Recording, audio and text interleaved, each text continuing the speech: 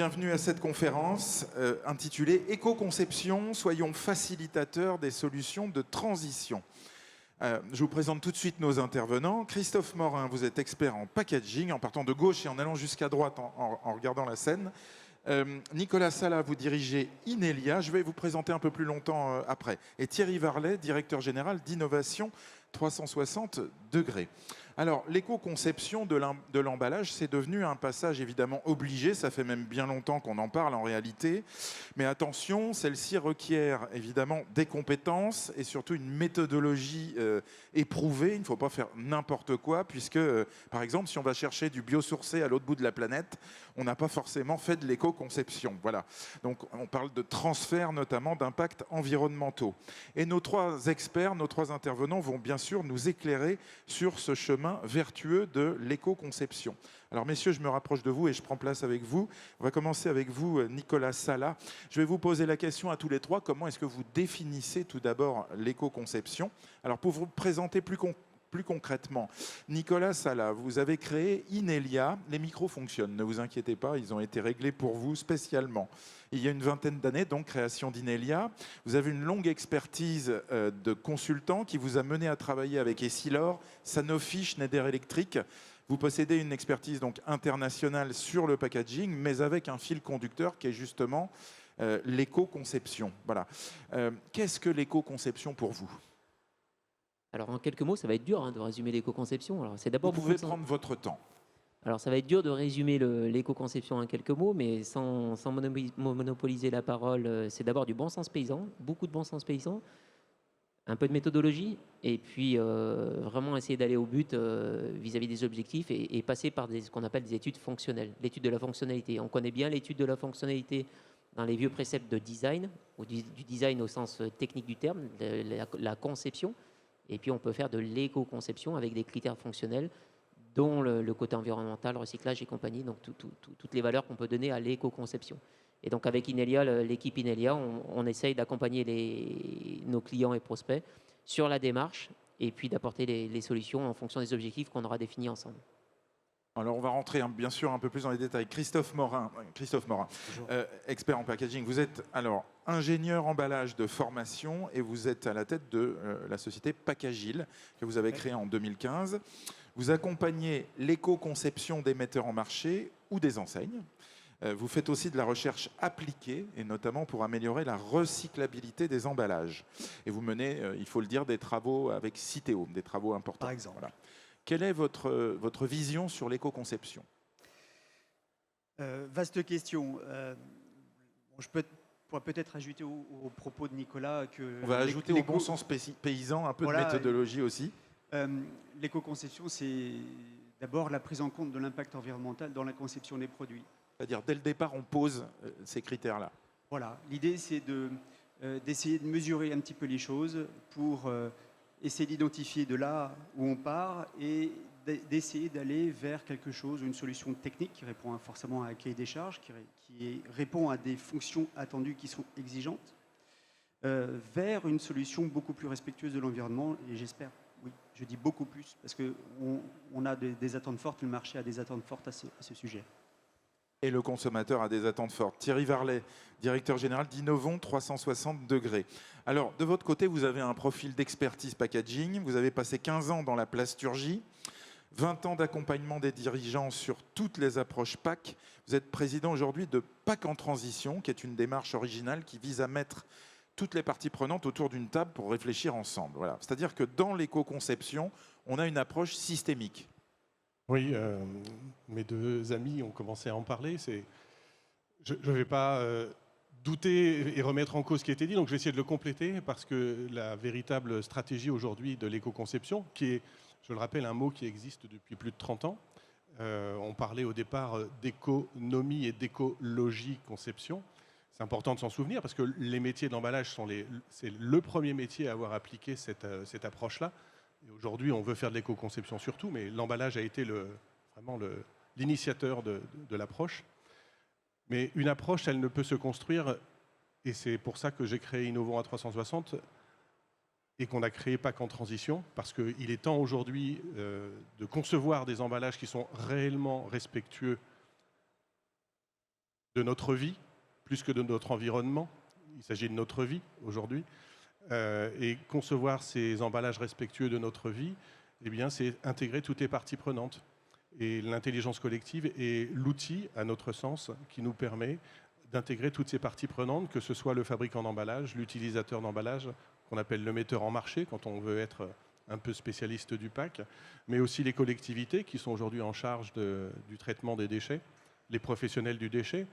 Et puis, auprès des consommateurs, pour nous, c'est important, chez PAC en Transition, de mettre aussi autour de la table ces générations qui sont celles qui vont pâtir de tout ce que nous avons fait depuis 50 ans.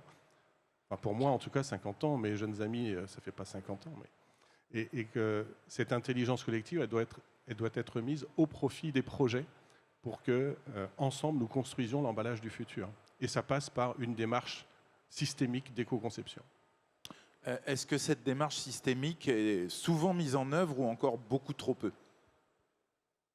Si on met ça en place aujourd'hui, c'est que, non. Depuis des années, enfin, quand j'ai commencé dans le monde de l'emballage, on arrivait chez un industriel qui nous disait « j'ai besoin d'un emballage, s'il vous plaît, voilà mes produits, j'ai besoin d'un emballage, mettez un emballage autour ». Or, c'est pas comme ça qu'on conçoit un produit. C'est quelle est la finalité, quelle est la fonction. Nicolas en a parlé. J'ai défini la fonction. Quelles sont les attentes vis-à-vis du consommateur, du distributeur, du traiteur de déchets, enfin du responsable du déchet. Donc, effectivement, non, ça s'est pas fait comme ça. On a souvent dit l'emballage c'est la dernière roue du carrosse quand on conçoit un produit. Ben, c'est tout ça qu'il faut éviter aujourd'hui. Christophe Morin, est-ce qu'on peut prendre un exemple ou bien, enfin, il y a plutôt une phrase qui résonne dans ma tête, c'est hier, on a eu une conférence avec la grande distribution. Et on se posait la question, est-ce que la grande distribution et les marques sont partenaires, travaillent main dans la main, etc. Bon. Et le patron de Carrefour, qui n'était pas là hier, c'était son responsable RSE, qui s'appelle Bertrand Swiderski. Mais la stratégie 2026 de Carrefour, annoncée par son patron et reprise hier par M. Swiderski, c'était de dire nos 100 plus grands fournisseurs vont devoir définir une stratégie 1,5 degré, c'est-à-dire donc baisser les émissions carbone de manière considérable dans leur portefeuille de produits et d'emballage, faute de quoi on va les déréférencer. Bah, ce n'est pas une approche systémique. C'est pas vraiment ça l'amour. Hein. Oui, mais la grande distribution n'a pas vocation à aimer tout le monde. Hein, voilà. C'est-à-dire, l'idée, c'est de faire bouger... Je pensais qu'ils étaient là pour accompagner le bien consommé du citoyen, voilà. Mais peut-être que je ne les ai pas bien compris. Alors. Si, mais en réalité, c'est ce qu'il a défendu, Bertrand Swiderski, c'est de dire on force quelque part les plus gros fournisseurs à nous trouver les solutions parce qu'on est puissant, en quelque sorte. Excusez-moi si je ne veux pas... Trop mal interpréter les propos, ça peut être un terrain glissant. Mais qu'en pensez-vous? C'est-à-dire, comment est-ce que vous considérez l'approche d'une éco-conception par rapport à ce type de propos qui viennent quand même de la grande distribution, quoi? C'est-à-dire, c'est des très puissants acteurs sur le marché. Nicolas Sala. Alors, moi, je vais substituer le mot systémique, dans ce cas précis de ce monsieur, à une démarche schizophrénique. Ah oui, alors là, attention, hein, c'est une maladie, la schizophrénie. Des sujets, on en a plein, on ne va pas rentrer dans la polémique, mais il y a un moment, il faut passer aux actes et faire des petits pas. On ne peut pas dire on va passer du tout au rien ou du rien au tout du jour au lendemain. Vous qui accompagnez des grands groupes, est-ce qu'aujourd'hui vous arrivez réellement à les sensibiliser à l'éco-conception? Est-ce que vraiment c'est possible? Oui, c'est possible. Aujourd'hui, on a toutes les démarches. C'est vrai que ça fait depuis 2 ans. Il y a un grand virage et une grosse sensibilité. Et puis en plus, là, on peut parler de supply chain, même d'éco-conception. Il y a des normes qui arrivent. Mais il y a une vraie démarche, puisqu'il y a encore 5 ans, dans les cahiers des charges fonctionnels, alors qu'ils soient exprimés ou tacites, on avait, si on peut faire un peu d'éco-conception, ce serait bien. Aujourd'hui, ça fait partie des critères et qui remontent dans la priorité des cas des charges fonctionnels ou des briefs, on peut l'appeler comme on veut. Mais en gros, des objectifs qu'on peut déterminer vis-à-vis du marché, de l'émetteur sur le marché, nos clients, ou des distributeurs, parce qu'il y a des distributeurs qui raisonnent aussi, hein, ils ne sont pas tous schizophréniques. Mais aujourd'hui, notre devoir, c'est aussi d'abord de les bousculer un petit peu, de dire, attendez, on va utiliser une méthode dans le marketing qui s'appelle MAYA, Most Advanced Yet Accepted. C'est-à-dire, on va éviter de faire des gros sauts, et on va y mettre un peu de méthodologie, du bon sens paysan, et surtout faire des petits pas, mais qui permettent d'avancer. Et puis après, derrière, on peut rentrer dans le détail technique sur les méthodologies qu'on a avec notre équipe, mais ça, c'est un autre sujet. C'est d'abord l'intention qui compte. Et éviter des intentions comme celle-ci qui sont castratrices et qui amènent à pas grand-chose. Christophe Morin. J'ai pas, comment dire, encore travaillé avec Carrefour en ce sens. Par contre, je travaille avec les metteurs en marché et je vois effectivement l'incitation qu'il y a derrière pour aller vers des solutions toujours plus vertueuses. Maintenant, c'est bien de mettre la pression, mais il faut aussi accompagner la solution économique dans son ensemble, c'est-à-dire que bien souvent, malheureusement c'est le cas, mais il faut être aussi réaliste, des solutions plus vertueuses sont souvent aujourd'hui beaucoup plus chères. Et s'il s'agit de dire il faut avancer et malheureusement sans accompagner l'évolution des coûts, en tout cas la prise en charge des coûts, ça peut poser un problème, ça pose déjà des problèmes et c'est la raison pour laquelle il y a beaucoup de résistance sur le marché actuellement. On est dans la recherche des équilibres en fait. C'est le principe même du développement durable. Oui. L'éco-conception, oui, mais sans rogner trop aux marges ni au bien fondé du coût. C'est-à-dire c'est le juste impact aussi, mais pour le juste coût.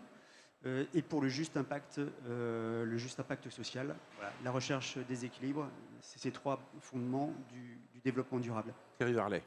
Oui, on revient à cette notion écologie et économie-conception. C'est systémique au niveau de la grande distribution. C'est pour ça que imposer ou faire du greenwashing avec une démarche d'éco-conception, c'est une chose. Ils savent très bien le faire. Ça fait 30 ans. Je rappelle que ça fait 30 ans. Ça fait 30 ans que ce mot-là est sorti dans les textes et s'applique à l'industrie de l'emballage. En parler de manière extrêmement glorifiante aujourd'hui pour dire « Ah, je suis le plus vert du monde de la distribution », pour moi, c'est de la récupération. Et je rejoins Christophe, on aurait peut-être dû faciliter depuis toutes ces années-là un accès aux coûts moindres pour des emballages ou des systèmes couple emballage-produit qui respectent l'environnement et qui sont dans une vraie démarche d'éco-conception, peut-être en mettant, je ne sais pas moi, des systèmes de redevance moindres ou des systèmes de TVA moindres pour des emballages et des couples produits qui sont vraiment dans cette démarche-là. Ça peut être une idée intéressante, en effet, à suggérer au pouvoir public. Parce que ce sont eux qui, aujourd'hui, font les lois et qui font des lois un peu tricotées n'importe comment. Ce sont eux qui obligent, en tout cas. Oui. Voilà. On va essayer d'être très concret. Pouvez-vous nous donner des exemples d'éco-conception que vous avez aidé ou contribué à mettre en œuvre pour vos clients, pour vos metteurs en marché? On était avec Thierry Varlet. Alors, moi, depuis de nombreuses années, je travaille sur des produits, sur le sourcing des matières. C'était un peu le sens de la conférence précédente. Pour ceux qui sont restés, merci, parce qu'ils étaient très nombreux tout à l'heure, mais vous êtes encore nombreux maintenant. Donc, c'est agréable de se dire que même à cette heure-là, on a du monde. Pour moi, la priorité aujourd'hui est de travailler sur le sourcing des matériaux. Donc, il y a un projet sur lequel je suis très attaché, c'est d'avoir un sourcing plutôt à partir de coproduits de l'industrie, agroalimentaire en l'occurrence, et le développement de matériaux qui sont dans ce respect à la fois de nos sols, de notre air et de nos consommateurs. Donc, il y a des matériaux qui sortent actuellement, j'en cite un qui s'appelle le Nautilium, qui pour moi est un matériau phare, et là j'ai vraiment le sentiment d'être dans une démarche d'éco-conception très globalisante. Avec des metteurs en marché intéressés? Forcément, ils sont très intéressés, sauf que le moment fatidique où on se met à leur parler de prix, ils se sauvent en courant. Mais comme l'objectif de notre projet de mise sur le marché de ce matériau que j'ai présenté à de nombreuses reprises sur ce salon, qui permet d'être un espace de présentation de l'innovation, c'est aussi d'avoir des entreprises qui sont dans le respect de nos valeurs. C'est-à-dire qu'on fait un matériau qui a un certain nombre de valeurs intrinsèques et on souhaite avoir des clients qui respectent ces mêmes valeurs. Et c'est comme ça qu'on construira ce monde qui respectera notre vie. Je ne parle même plus d'environnement, il s'agit de notre vie. Nicolas Sala, exemple d'éco-conception Alors moi j'en ai deux. remarquable. Alors j'en ai un premier qui me vient en tête, qui est un vieux classique chez nous. On a supprimé 230 tonnes de coupelles plastiques qui font 15 grammes. Donc je vous laisse imaginer un peu. On a tout remplacé, le plastique polystyrène thermoformé par du tout carton. Dans quel produit? C'est dans l'ophtalmique. On ne pourra pas le citer. On ne citera pas la marque. Mais celui-ci, il est vieux et il a été lancé en 2006. C'est un bon exemple parce que c'est un projet qui a été lancé en 2008 et qui est toujours actuel. C'est-à-dire qu'on travaille en ingénierie simultanée avec ce client-là. Et ça, c'est une démarche très classique. On a remplacé le plastique par du carton. Alors, c'est très compliqué, mais on l'a fait. Et puis un deuxième qui est un peu plus provocateur, où on a fait de l'éconoconception, et j'ai bien éconoconception, puisqu'on a travaillé pas sur un seul critère qui est l'éconoconception, mais on est parti d'un cahier des charges qui était un petit peu compliqué à gérer. On avait un objectif prix, on était le côté pragmatique sur leur côté industrialisation, et puis totalement en avant, il a fallu travailler la partie environnementale. Donc on a pris toutes ces fonctions-là, et le plus gros travail avec ce client-là, que je n'ai pas le droit de citer, mais c'est un très gros international, et ce client-là, on l'a aidé à travailler d'abord sur ses cahiers des charges avec toutes les strates de l'entreprise, et ensuite on a travaillé on a été un peu provocateur, où on a supprimé 80% des volumes d'emballage, parce que c'était ça le premier critère.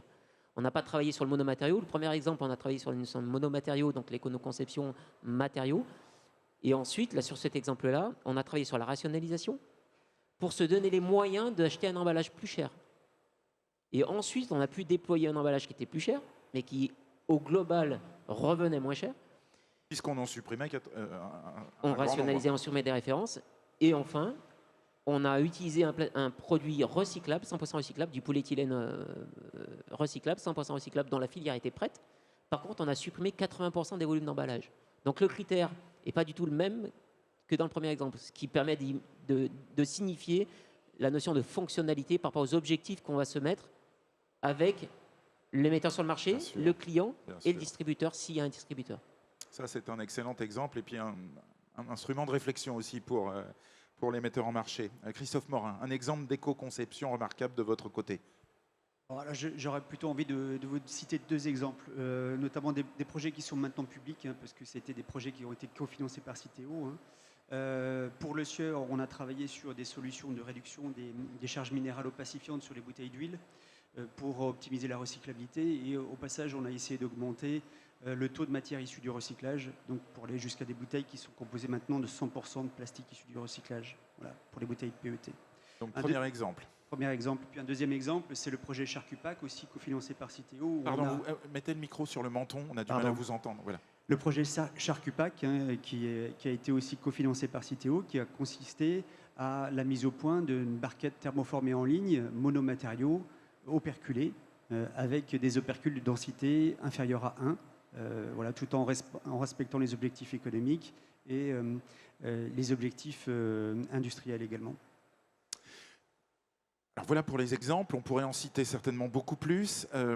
La notion de filière de recyclage devient-elle absolument capitale? J'imagine que oui, pour tout projet d'éco-conception, Thierry Varlet, on pense d'abord à la filière ou les filières de recyclage, évidemment.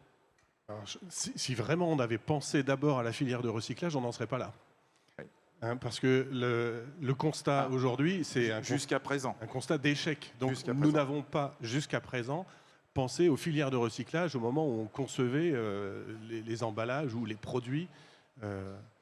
C'est la palissade peut-être, mais c'est important d'en avoir conscience. Aujourd'hui, il n'y a pas de filière de recyclage pour le PS, il n'y a pas de filière de recyclage pour le PP et pour le PE, où elles sont balbutiantes. Et pour autant, ce n'est pas depuis la semaine dernière qu'on a mis du PE et du PP sur le marché. Donc on a vraiment pris beaucoup de retard. Après, les raisons, elles sont extrêmement complexes et compréhensibles. Mais non, on n'a pas eu cette démarche-là. On est toujours dans la démarche, on attend qu'il y ait plusieurs morts au carrefour pour mettre un stop ou un feu. C'est ça le travail du législateur, je crois. C'est de lui dont vous parliez tout à l'heure. Et pour moi, on prend toujours le problème à l'envers.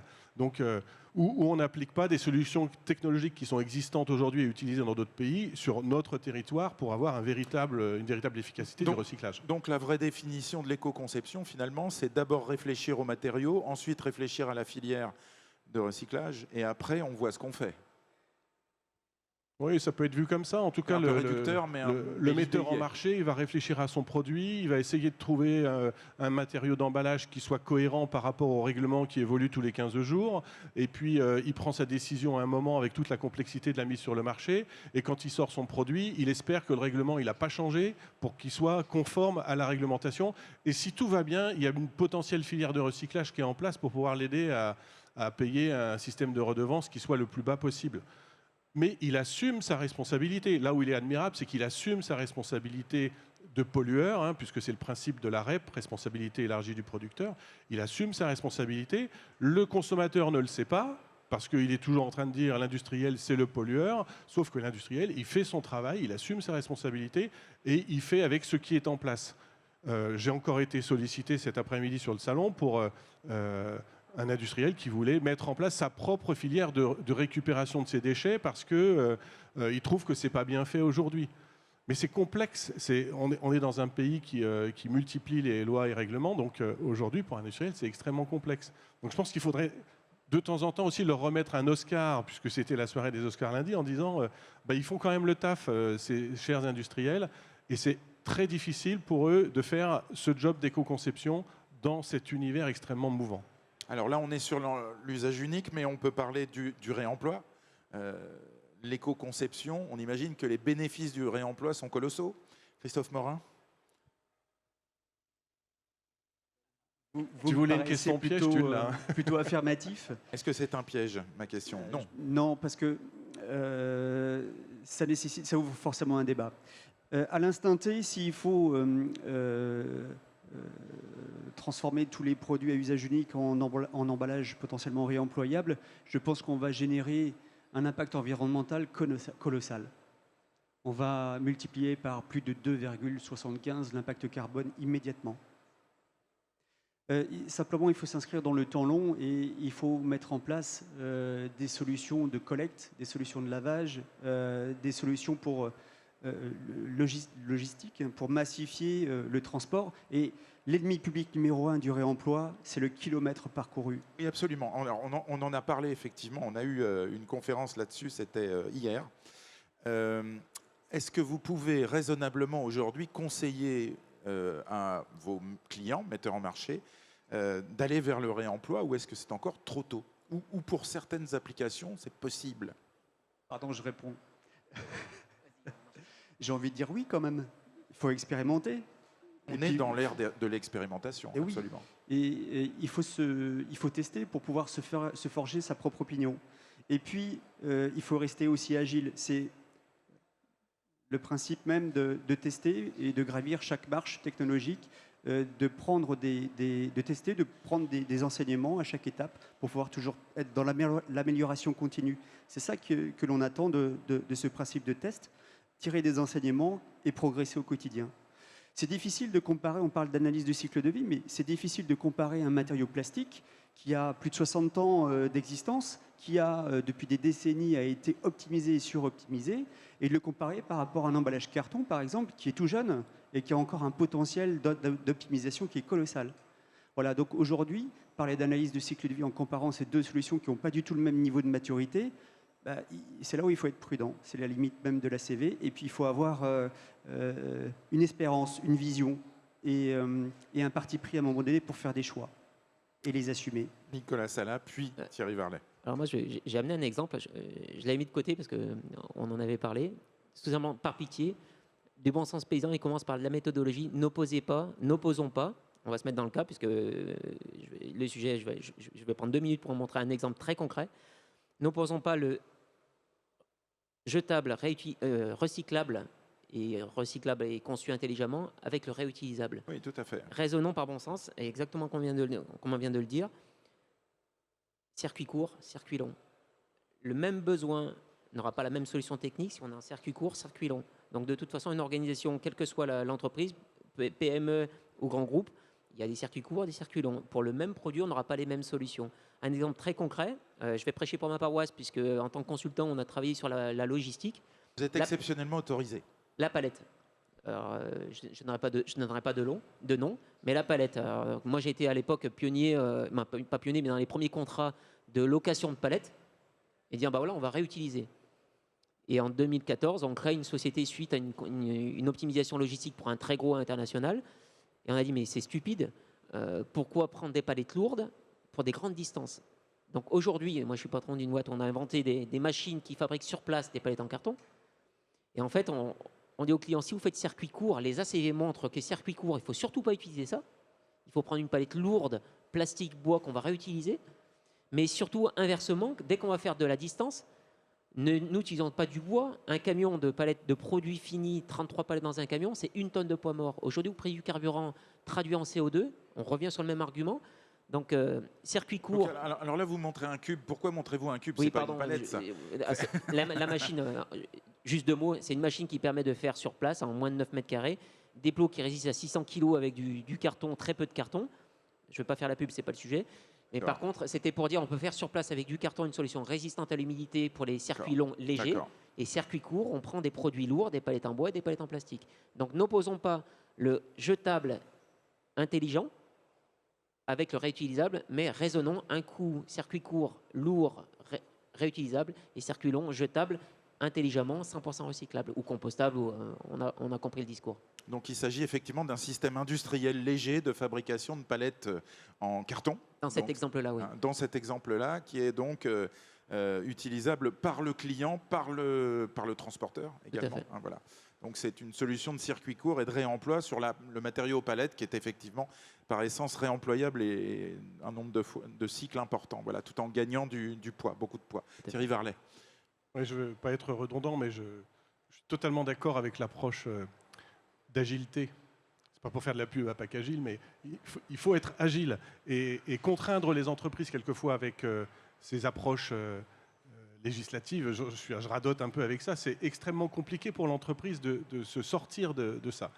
Et là où l'entreprise devrait avoir ce droit à l'expérimentation, même une facilitation à l'expérimentation sur des approches d'éco-conception, mais pas que, c'est là où on doit être fort.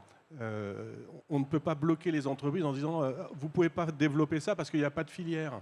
Justement, inventons la filière, créons la filière. Vous ne pouvez pas aller sur ce matériau-là parce qu'il y a un autre problème qui est identifié ou parce que c'est fait par tel autre. Cette agilité, elle est stratégique. Et je vais revenir sur notre approche d'intelligence collective. C'est comme ça qu'on conçoit les choses collectivement pour être en mesure d'apporter des choses innovantes et que l'on pourra intégrer dans le pas de temps, le fameux pas de temps qui était beaucoup utilisé il y a quelques années. Mais ce pas de temps, il est nécessaire. Cette transition, elle est nécessaire. Donc, ayons la souplesse et l'intelligence d'autoriser ça. Comment est-ce qu'au final, on intègre également l'éco-conception dans les analyses de cycle de vie? On en a déjà parlé un petit peu. Ce que vous disiez, Christophe Morin, c'est que les analyses de cycle de vie ne résolvent pas toutes les questions, loin de là. C'est ça.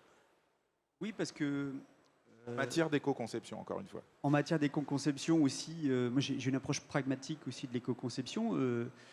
Et c'est pas parce que vous allez avoir la meilleure analyse du cycle de vie que vous allez être éco-conçu de A jusqu'à Z, absolument. Bah, non, c'est pas ce que je veux dire. C'est que vous avez aussi des échéances réglementaires à respecter et que vous avez des dates coup près avec potentiellement des dates d'interdiction de matériaux s'ils ne bénéficient pas de filières de recyclage. Voilà, donc l'analyse de cycle de vie aussi, elle est à mettre en regard parallèle, des évolutions au regard des objectifs réglementaires que chacun doit à un moment donné respecter, et puis du service que l'emballage doit apporter. Voilà, parce que combien de fois j'ai dû voir des clients en disant ok, votre emballage il a été éco-conçu, mais ça ne fonctionne pas. Donc sur le papier, l'analyse de cycle de vie elle fonctionne très bien, mais d'un point de vue pratico-pratique, l'emballage n'apporte pas, tel qu'il est conçu, n'apporte pas les propriétés techniques, les propriétés barrières pour assurer une protection optimale tout au long de son cycle de vie. Et là, on passe à côté du sujet. Alors, comment est-ce qu'on peut conclure, Thierry Varlet? Je veux remettre une couche sur ce que Christophe a dit, qui est extrêmement juste.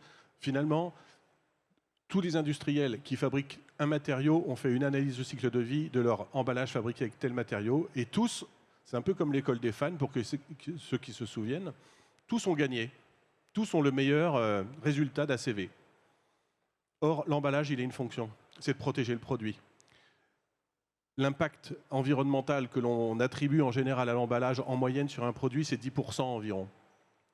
Si on est capable, avec les emballages que l'on fait, d'éviter l'impact environnemental d'un produit qui ne serait jamais consommé, la tranche de jambon qui est perdue parce qu'elle n'a pas été emballée correctement, l'impact environnemental de l'emballage, l'impact environnemental du produit global, c'est celui de la tranche de jambon. Oui.